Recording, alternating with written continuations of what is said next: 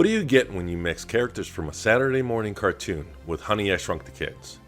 Well, you'd probably get a Honey, I Shrunk the Kids Saturday morning cartoon, but you'd also get Grounded, the new survival game from Obsidian Entertainment that just entered game preview on Xbox, early access on Steam, and Game Pass earlier last week.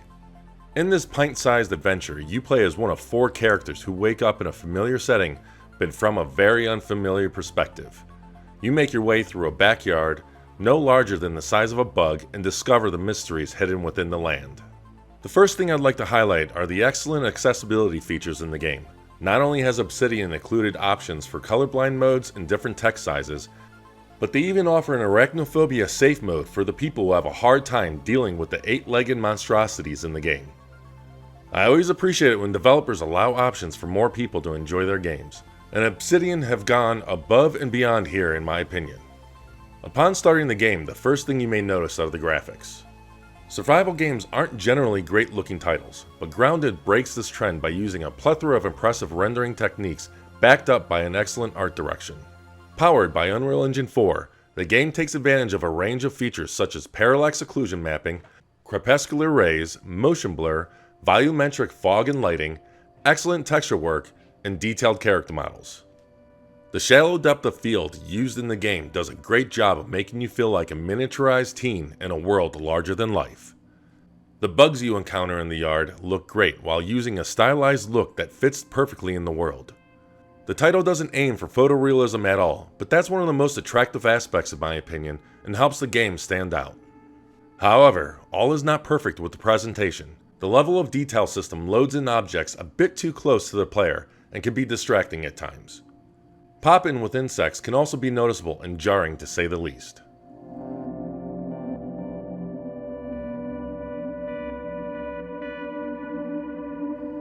A quick look at performance, the game runs with a 60 frame per second cap and runs well most of the time on the 1X, though we do see drops during combat, running through caves, and when looking over the yard from a high spot.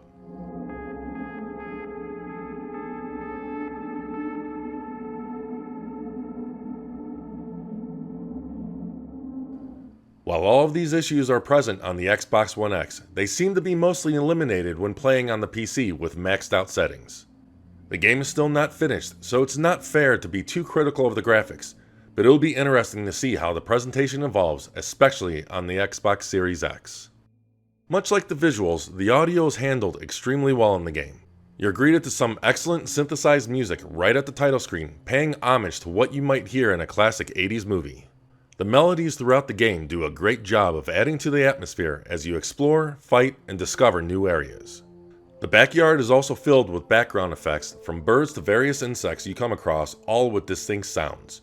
The excellent audio also carries over to every action you take, such as chopping plants, crushing rocks, and killing bugs.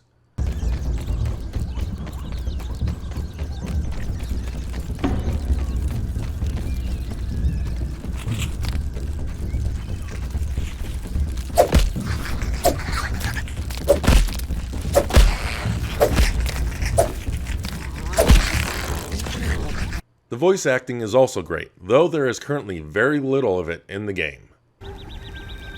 Thanks for the helping hand!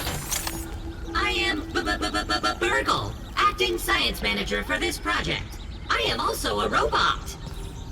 I am sure this all must be very disorienting for you, but hopefully I can explain. Overall, the game is a treat for the ears and does a great job immersing you in the world.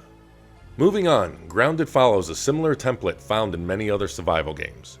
You explore the world, pick up materials, learn recipes to craft objects, and make sure you have enough food and drink to stay conscious.